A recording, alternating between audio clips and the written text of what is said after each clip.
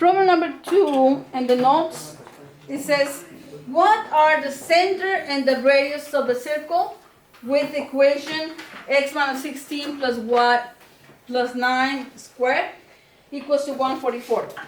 So if you notice it, in the first example, they gave me the radius and the center, and we have to find the equation.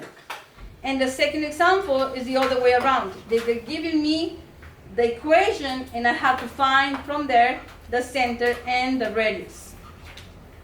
So, well, keeping in mind that this is x minus a squared plus y minus k squared equals to 144, then you say h is, change the sign, positive 16.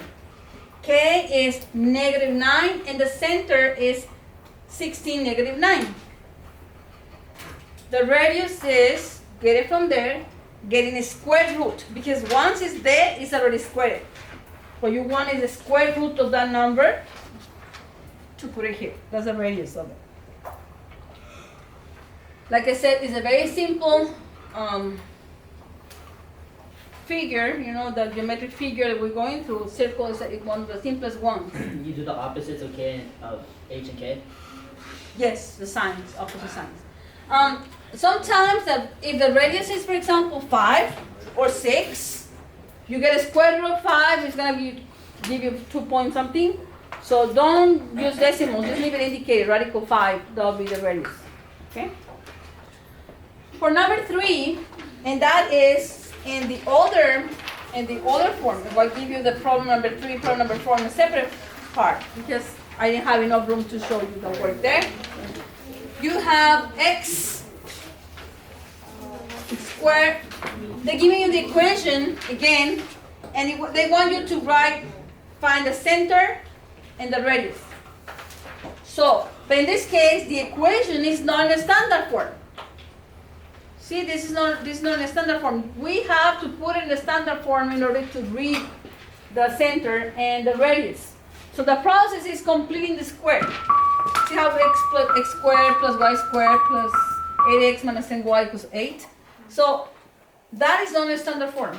What I'm going to do is put together all the ones have x squared plus 8x. I'm putting together. Y squared minus 10y equals to 8. I want to get this form in order to see h, k, and the radius, okay? Then you complete the square. I'm going to, let me erase this. I'm going to, what I'm doing here is just rewriting the expression, leaving room here because I need to complete the trinomial square. So how do I complete the square? We saw this last semester. We get half of the coefficient of x and divide it by 2. And then square it. So a over 2 is 4. Squared, 16. So I'm adding 16 here.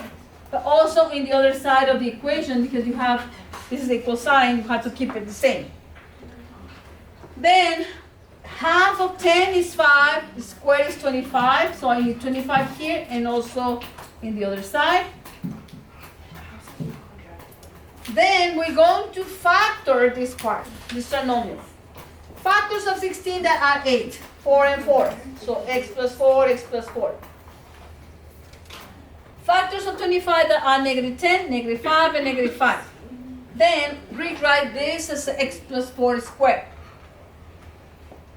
Y minus 5 squared.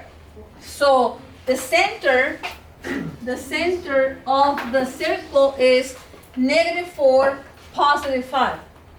See how easy this is? Once you rewrite it in the standard form, you get the center like this and the radius as well. The square of 49 is 7, and that's the radius.